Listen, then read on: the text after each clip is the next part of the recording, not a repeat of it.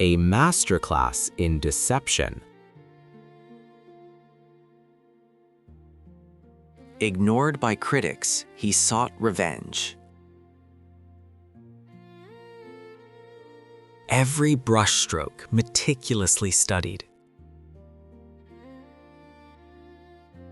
Baking centuries into fresh paint. A lost masterpiece is discovered.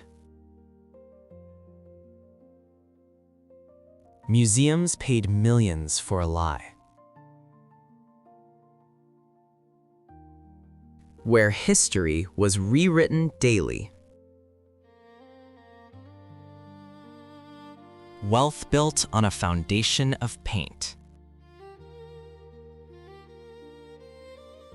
The modern pigment that ruined it all.